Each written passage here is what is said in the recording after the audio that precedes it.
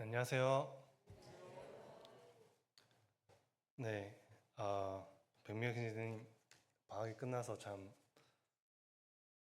그래도 지난주랑 표정이 많이 다르신 것 같아서 예, 저는 아직 방학이 안 끝났습니다.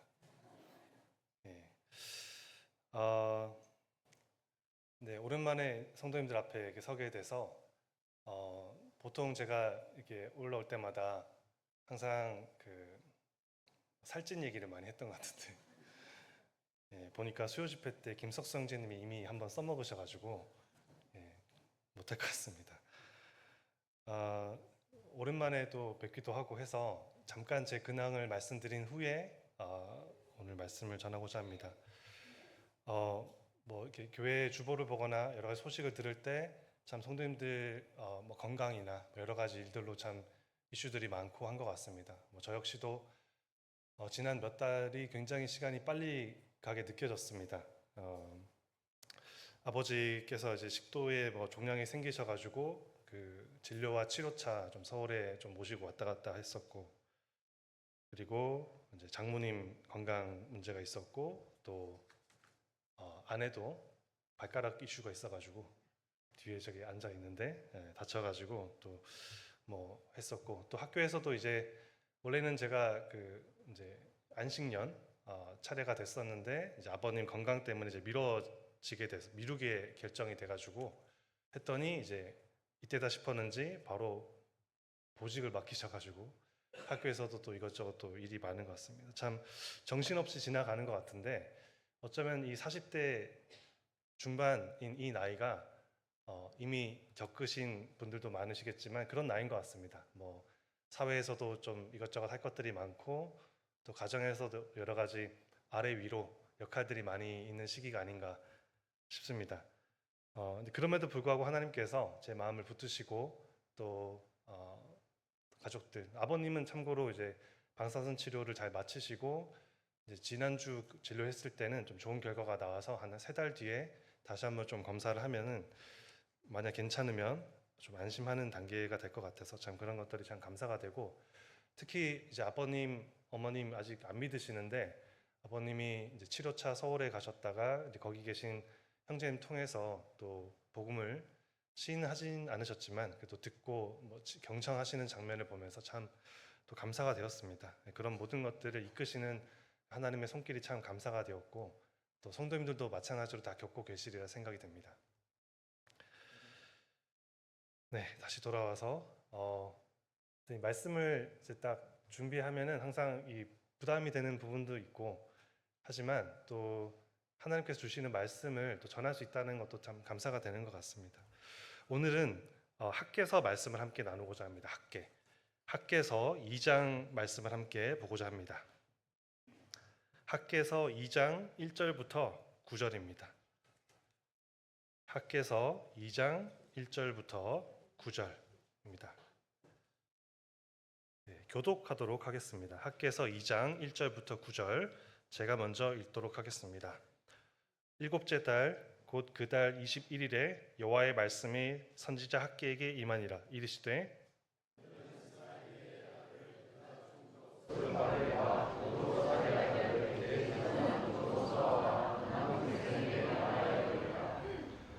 너희 가운데 남아있는 자 중에서 이 성전의 이전 영광을 본 자가 누구냐? 이제 이것이 너희에게 어떻게 보이느냐? 이것이 너희 눈에 보잘것없지 아니하냐?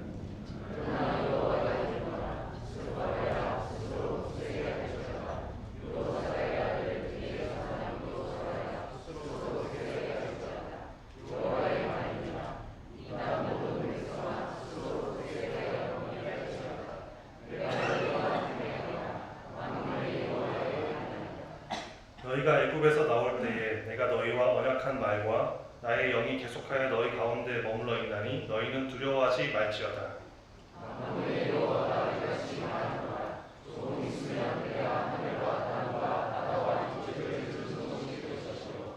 또한 모든 나라를 진동시킬 것이며 모든 나라의 보배가 이르리니 내가 이 성전의 영광이 충만하게 하리라. 만군의 여호와의 말이니라.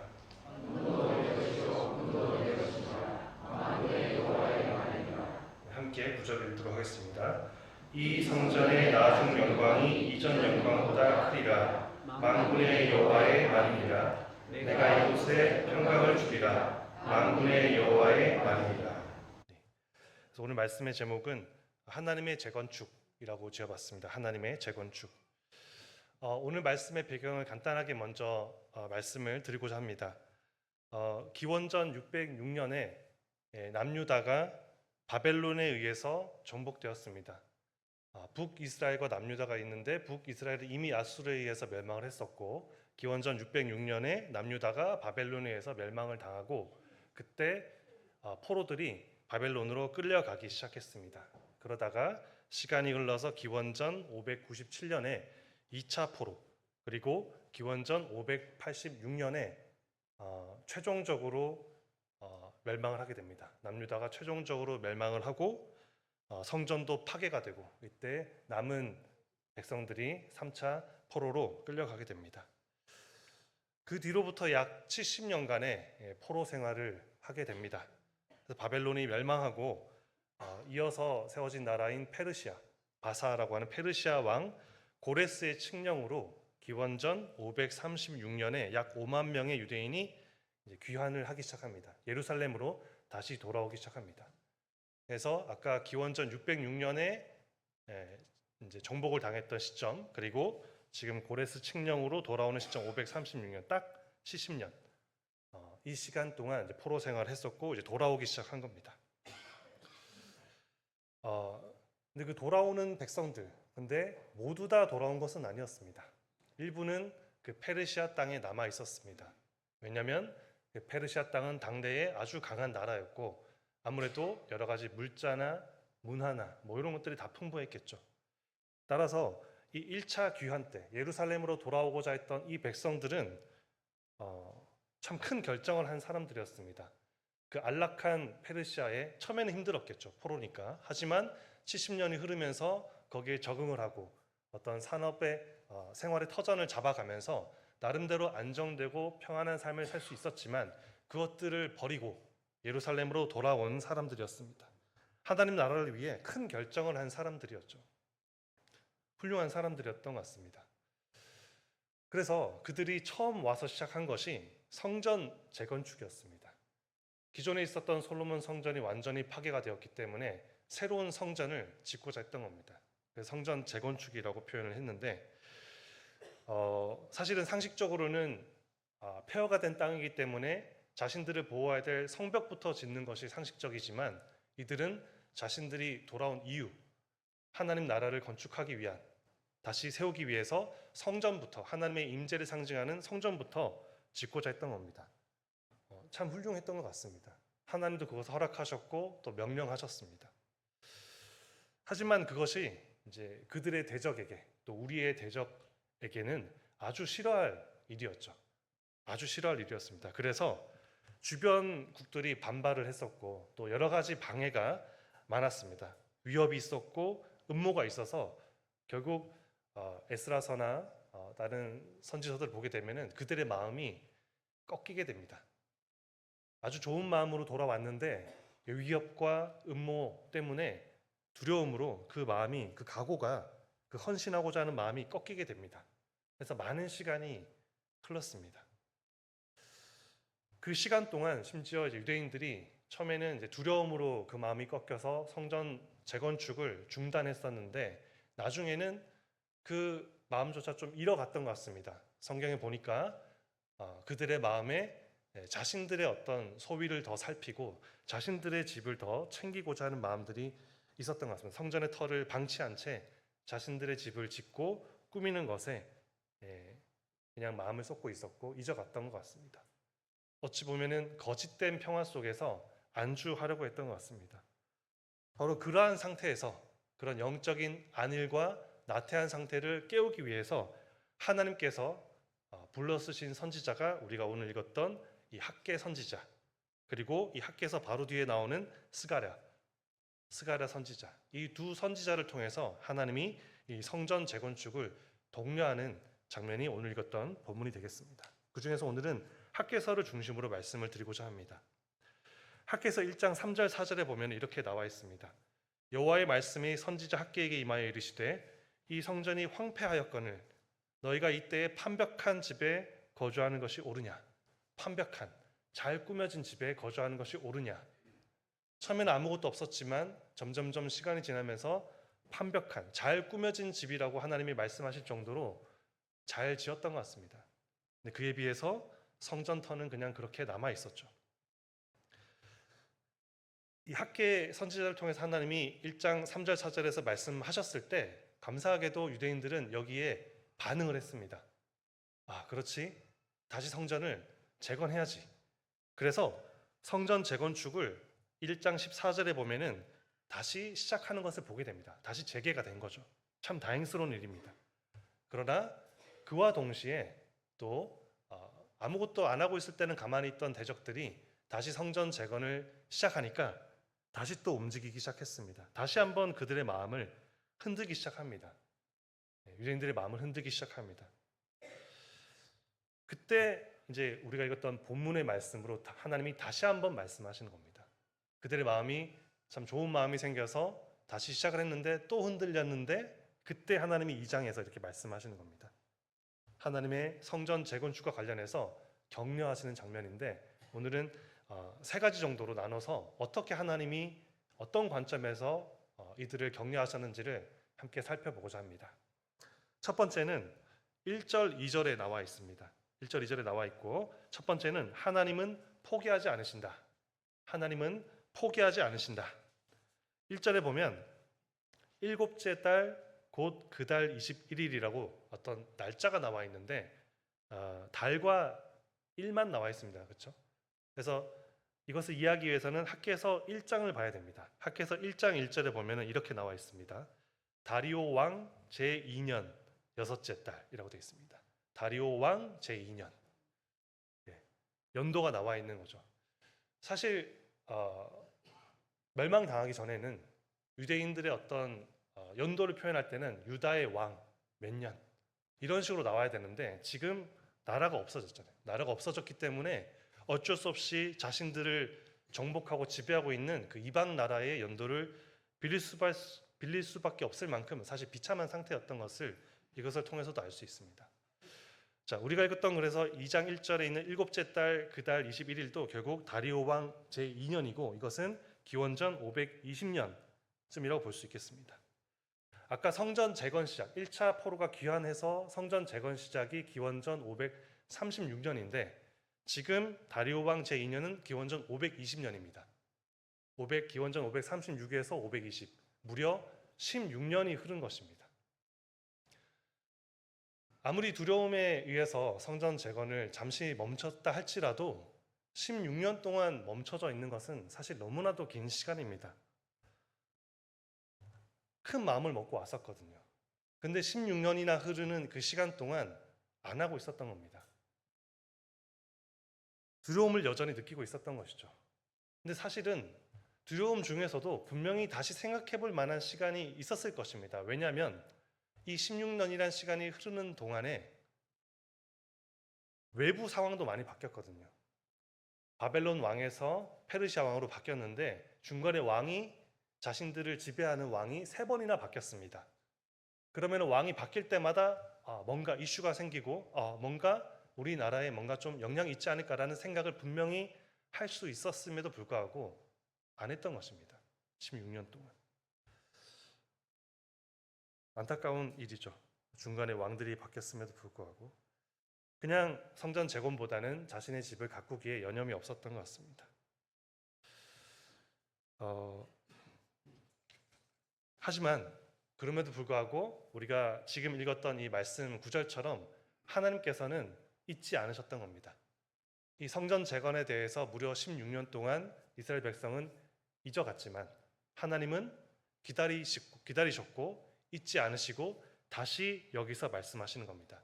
심지어 학개서 1장에서 말씀하셨다가 다시 두려움을 느끼니까 지금 2장에서 또 한번 말씀하시는데 그 간격이 한 달밖에 안 됩니다. 구약에서 하나님이 많이 나타나신 것이 아니잖아요. 직접적으로 선지자를 통해서 말씀하셨지만 그것이 빈도가 그렇게 크지 않은데 한 달 동안 2번이나 말씀하셨고요. 또 심지어 우리가 읽었던 본문 뒤에 보면은 두 차례 더 말씀하십니다. 그 짧은 시간 동안 네 차례나 하나님이 말씀하실 만큼 하나님의 강력한 의지가 담겨 있는 것입니다. 이스라엘을 잊어갔지만 하나님은 잊지 않으셨습니다. 오늘 읽은 이 본문과 비슷한 시기에 스가랴 선지자도 같이 활동을 했다고 말씀드렸는데, 스가랴 선지서에 보면 1장 1절에 스가랴 1장 1절에 이렇게 나와 있습니다. 다리오 왕 제2년, 똑같은 연도죠.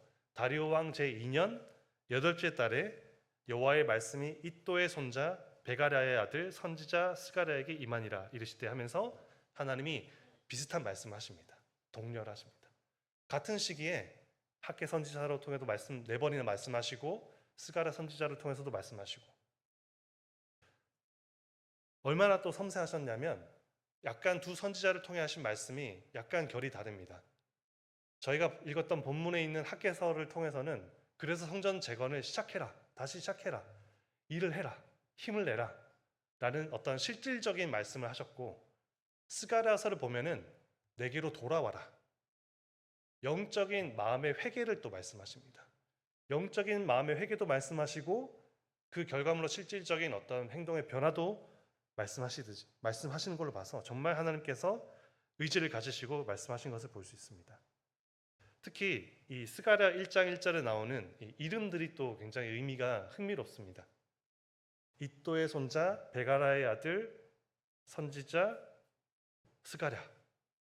보통은 어떤 사람의 이름을 소개할 때 아버지 이름까지만 보통 나오는데 특별히 할아버지 이름까지 나왔습니다.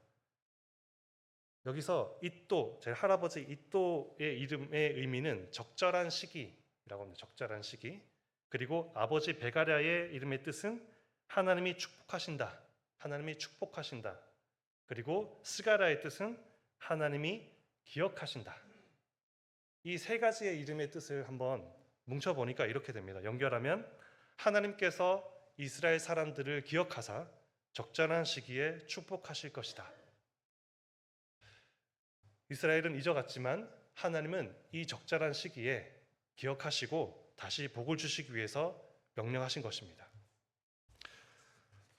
지금 우리에게도 마찬가지라고 생각을 합니다. 주님의 은혜로 우리가 예배 때도 기도 드린 바와 같이 우리 하나하나가 하나님의 성전이 되었습니다. 고린도전서 6장에도 나오고 고린도 후서 6장에도 나옵니다. 우리가 성령님께서 거하시는 성전이 되었습니다. 그리고 그와 동시에 에베소서 2장에 보면은 우리는 또 함께 지어져가는 또 성전이기도 합니다. 에베소서 2장 21절 22절에 제가 읽어드리겠습니다. 그의 안에서 건물마다 서로 연결하여 주 안에서 성전이 되어가고 너희도 성령 안에서 하나님이 거하실 처소가 되기 위하여 그리스도 예수 안에서 함께 지어져 가느니라. 우리 하나하나도 성전이고 우리가 또 함께 지어져 가는 성전이기도 합니다. 예수 그리스도께서 모퉁이 돌이 되시는 이 교회, 이 성전의 본질적 가치와 영광은 사실 변하지가 않습니다. 우리가 무엇을 하든지 간에 바뀔 수가 없습니다. 하지만 이 소중한 이 성전의 가치와 영광을 구현해내고 드러내는 것은 우리에게 주어진 역할입니다. 그런 측면에서 우리가 이스라엘이 멈췄었던 그 성전 재건축의 의미를 살펴봐야 한다고 생각합니다. 우리가 그것을 구현해내고 이 세상에 드러내는 것에 있어서 과연 혹시 우리는 멈춰져 있는 것은 아닌가? 개인적으로나 교회적으로나 우리 마음에 그런 생각이 들 수 있을 것 같습니다. 열심히 섬기다가도 이 정도 하면 됐지. 이 정도면은 충분하다. 과거에 내가 이만큼 수고를 했었고 지금은 이 정도면 충분해 라는 마음이 들 수 있을 것 같습니다. 그리고 또 어쩌면 어떤 적당한 선을 유지하면서 나는 여기까지 라는 생각이 들 수도 있을 것 같습니다. 저도 그래서 이 말씀을 준비하면서 이 의미를 깨닫게 됐을 때 굉장히 마음이 쉽지 않았습니다. 저 역시도 그런 마음이 있더라고요. 뭔가를 열심히 섬기고 있지만 어떤 나의 삶이 뺏기는 것 같아. 그래서 어떤 선을 좀 유지하고 싶어. 이런 마음이 들었기 때문에 참 마음이 힘들었습니다. 하지만 하나님께서는 포기하지 않으시고 기억하셔서 적절한 시기에 다시 말씀하신다고 믿습니다. 그래서 우리로 하여금 다시 한번 그 나태해진, 안일해진 마음을 부여잡고 힘있게 일할 수 있는 복을 주신다고 믿습니다. 아까 그 읽었던 그 이름의 의미처럼. 그리고 어쩌면은 지금이 그때인지도 모르겠습니다.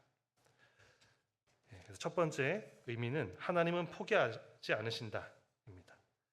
자, 두 번째 한번 살펴봐야 될 의미는 하나님의 평가 기준은 사람과 다르다입니다. 하나님의 평가 기준은 사람과 다르다. 이건 오늘 본문의 3절과 그리고 6절부터 9절에 나와 있습니다. 제가 3절을 세 번역을 통해서 한번 읽어드리겠습니다. 너희 남은 사람들 가운데 그 옛날 찬란하던 그 성전을 본 사람이 있느냐? 이제 이 성전이 너희에게 어떻게 보이느냐? 이것이 너희 눈에는 하찮게 보일 것이다. 하나님이 유대인들의 마음을 정확히 꿰뚫고 계셨습니다. 그 예전에 솔로몬 성전과 비교했을 때 규모나 구성 요소 면에서 너무나도 초라했었거든요. 비교가 어려울 정도로 하찮았던 것 같습니다. 하찮다라는 표현을 그대로 쓰신 걸로 봤을 때, 특히 탈무드에 따르면 중요한 어떤 성전의 기물들도 빠져 있었다고 합니다. 왜냐하면 뺏겼으니까 바벨론에게. 규모만 또 어떤 뭐 금이나 은 이런 것들만 부족한 것이 아니라 기물들도 몇 가지가 빠져 있었다고 합니다. 그렇기 때문에 귀한한 포로들 중에서 예루살렘에 돌아온 사람들 중에서 일부는 1세대 멸망당했을 그 시점에도 계셨었던 분들이 계셨겠죠. 그 그룹의 어른들, 그들이 보기에는 너무나도 슬펐던 것입니다. 규모도 초라하고 화려함도 초라하고 또 기물들도 빠져 있고, 내가 이걸 하러 지금 이 먼 곳까지 그걸 버리고 이까지 왔나라는 자괴감도 들었을지도 모르겠습니다. 하지만 하나님은 이 3절에서 말씀하실 때 그러한 평가는 너희의 눈에 의한 것이라고 합니다. 3절에 보면은 너희 눈에 보잘것없지 않냐. 너희 눈에 보잘것없지 않냐. 다시 말해서 나는 다르다라는 것입니다. 하나님은 다르게 보신다라는 겁니다. 하나님이 보시는 관점은, 하나님의 눈은 9절에 나와 있습니다. 이 성전의 나중 영광이 이전 영광보다 크리라. 만군의 여호와의 말이니라. 너희 눈에는 이것이 하찮게 보일 것이다. 그러나 하나님의 눈에는 그렇지가 않다. 왜냐하면 하나님께서 보시는 관점은 단순히 이 성전이 아니라 이 성전의 의미와 이것이 이어졌을 때 결국 나타나게 될 그 하나님 나라의 영광을 그 관점에서 보고 계셨기 때문입니다. 완성된 하나님 나라의 성전의 영광을 보고 계셨기 때문입니다. 그런 면에서 하나님께는 이 성전의 규모가 그렇게 중요한 것이 아니었던 것 같습니다. 특히 7절에 보면 모든 나라의 보배라는 표현이 나오고 개역 한글에는 만국의 보배라는 표현으로 되어 있습니다. 아주 소중한 표현입니다. 이것에 대해서는 두 가지의 해석이 있습니다. 첫 번째는 예수 그리스도다. 우리의 보배로 오신 예수 그리스도가 오심으로써 성취되었다. 두 번째 관점은 결국 하나님 나라가 완성될 때 모든 만국이 가져올 그 금은 보화를 얘기한다. 조금 다르긴 하지만 어떻게 보면 둘 다 한 선상에 있는 것 같습니다. 모두 다 메시아적 관점에서 우리가 해석할 수 있기 때문입니다. 하나님이 보시는 관점이 바로 이것이었던 것입니다. 너무나도 영광스러운 것이다. 성전의 존재 자체는 중요했습니다. 왜냐하면 그것이 구약시대 때는 하나님의 임재를 상징했기 때문에 존재는 참 중요한 것이고, 그렇기 때문에 하나님께서도 성전 재건을 명하셨고 힘을 주셨는데, 그 성전의 크기와 화려함은 하나님의 관심사가 아니었습니다. 왜냐하면 사도행전 7장 48절에 나와 있는 것과 같이 하나님은 사람의 손으로 지은 곳에 제한되어 계시는 분이 아니기 때문입니다. 솔로몬 성전을 대단하게 보이게 했던 그 금과 은조차도 모두 또한 하나님의 소유입니다. 8절에 은도 내 것이고 금도 내 것이다. 하나님이 마음만 먹으시면 이 은금으로 다 치장할 수 있었지만 굳이 그럴 필요가 없었다라는 것입니다. 하나님의 평가에는 상관없는 것들이라는 것입니다. 사람의 평가에는 그것이 중요할지 모르지만 하나님의 평가에는 그렇지 않다라는 것입니다. 그러므로 지금 우리에게도 아까 앞서 말씀드렸듯이 우리에게도 우리가 이미 성전이고 함께 지어져가는 성전인 측면에서 그 가치와 영광이 이미 완성돼 있지만 그것을 구현해낼 때 우리가 기억해야 될 것들, 비록 화려하게 구현해내지 못할지라도 규모가 좀 작게 섬기게 될지라도 결코 무시되어서는 안 된다는 것입니다. 어쩌면 그 화려하지 않지만 비록 작지만 그 작은 순종 하나가 하나님 편에서는 어마어마하게 쓰여질 수 있는 거거든요. 우리는 그것을 다 지금은 알 수 없다는 것입니다. 따라서 교회 안에서 행해지는 하나하나가 아무도 모를지라도 그 작은 거 하나하나가 너무나도 소중하다는 것입니다. 또 동시에 또 중요하게 우리가 생각해야 될 것이 아까 에베소서 2장 21절에 나오는 연결된다. 건물마다 서로 연결된다. 그리고 22절에 함께 지어져 간다. 연결된다. 함께. 또 우리가 읽었던 본문 4절에도 하나님께서 독려하실 때 당시 그룹의 리더였던 스룹바벨을 언급하셨고 그리고 또 다른 리더였던 여호수아를 언급하십니다. 근데 그와 동시에 뒤에 보면 모든 백성들, 이 땅의 모든 백성들아라고 합니다. 다시 말해서 이 성전 재건축, 또 우리 편에서 봤을 때도 우리의 어떤 함께 지어져 가는 것을 다시 지어져 가도록 노력하는 것에 있어서도 모두가 다 필요하다는 것입니다. 특정 인물이 아니라 모든 백성들, 모든 성도들이 다 필요하다는 것입니다. 비록 역할은 다 다르겠지만 모든 이들이 이 재건축에 참여하는 것이 바로 하나님의 분명한 뜻이다라는 것입니다. 이번 주 지난 수요 집회 말씀에서도 은혜로 주어지는 카리스마, 은사를 또 말씀하셨고 그 은사가 우리에게 모두에게 주어진 것이고 그것은 교회에 모두 다 필요하다는 것입니다. 비록 그 역할이 작아 보이거나 화려하지 않아 보인다 하더라도 결코 손을 놓고 있어서는 안 된다라는 것입니다. 이제 우리가 이런 것들을 생각할 때 우리 몸을 많이 비유를 듭니다. 그래서 몸의 지체들이 하나도 쉬어서는 안 된다라고 얘기를 합니다. 이것을 확실하게 최근에 좀 많이 와닿게 됐었는데 바로 아내의 발가락 때문인데요. 네, 아내가 이제 발가락을 어떻게 다쳤는지 혹시 아시는지 모르겠는데 그냥 집에서 이렇게 갔다가 샤시에 부딪혔는데 새끼 발가락이 탁 걸리면서 이제 골절이 됐습니다.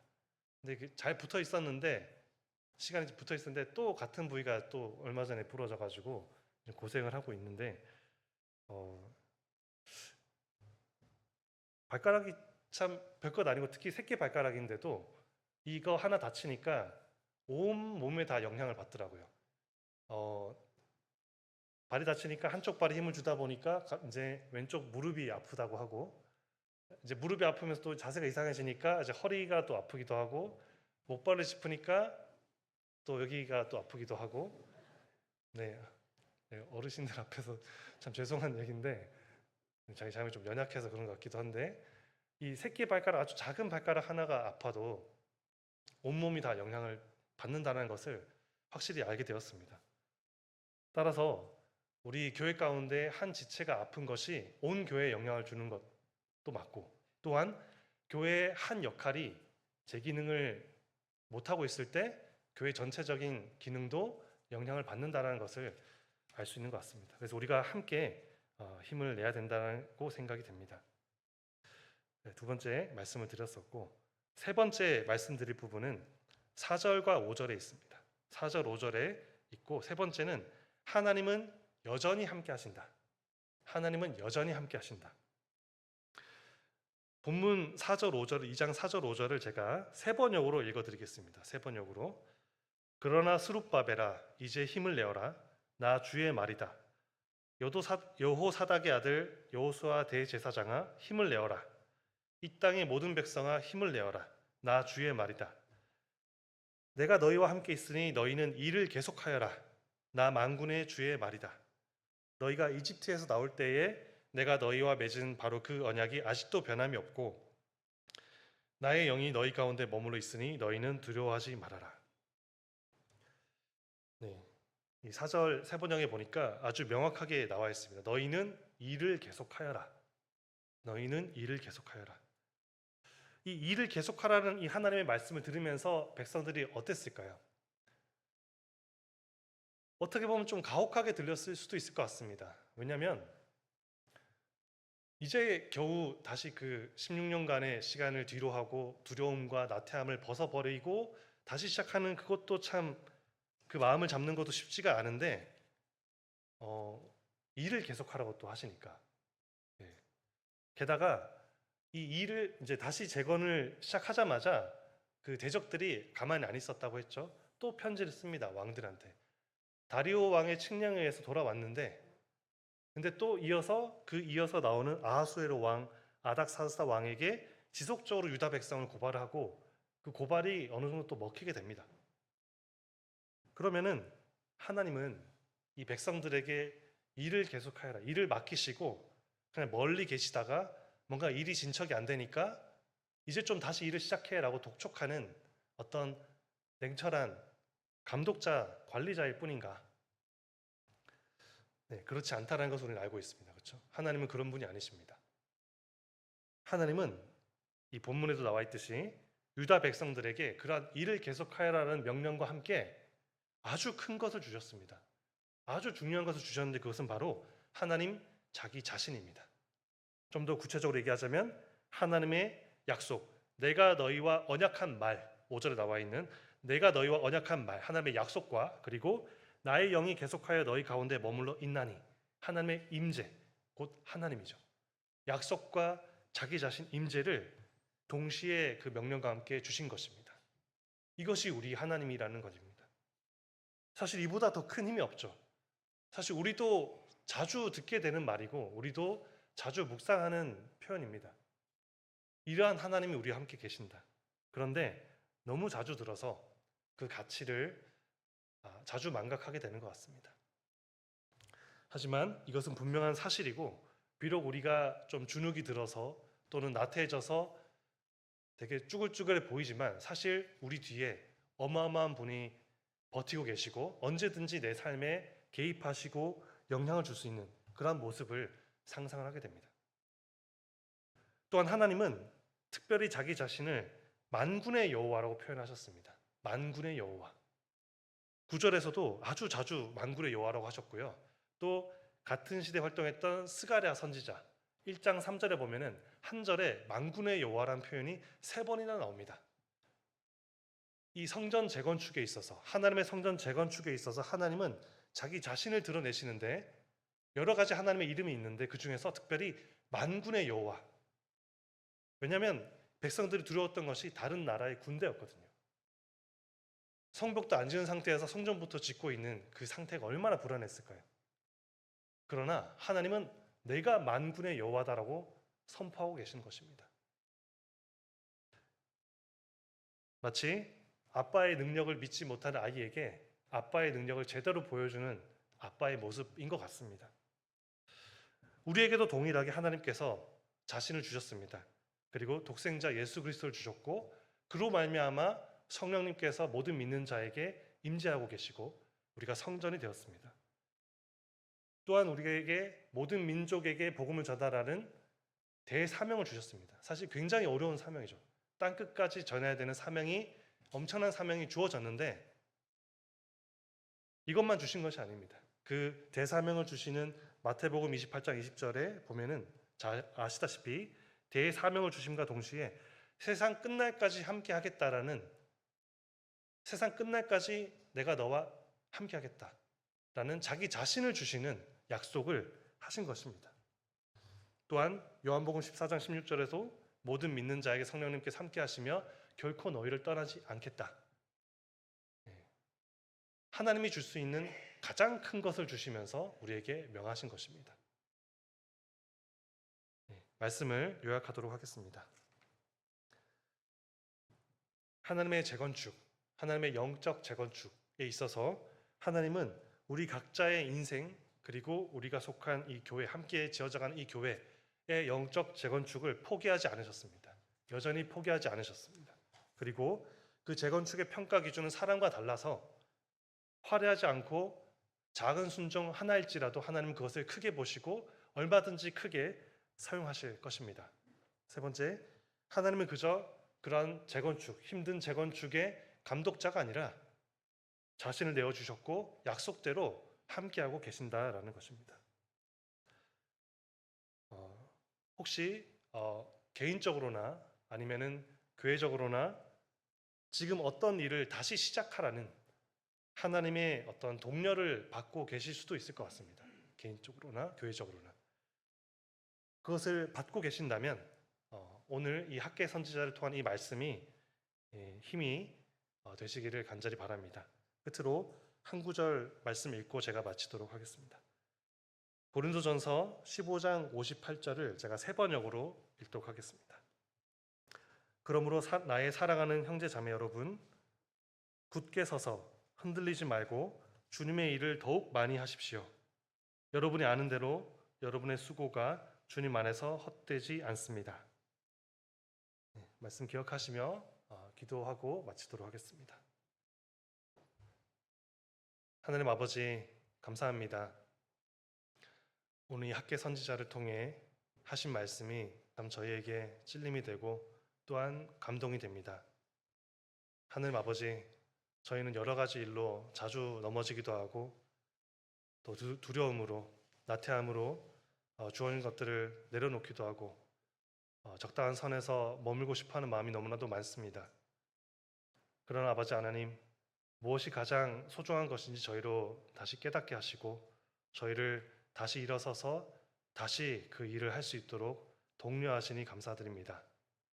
하나님 아버지, 무엇보다 저희보다 그 모든 것들에 있어서 저희를 더 생각하시고 포기하지 않으시고 또 저희의 눈과 다르게 하나님께서 하나님의 눈에 따라 평가하시며 또한 저희를 멀리서 지켜보는 것이 아니라 함께 하시며 계속해서 힘을 주신다는 것이 또한 감사가 됩니다.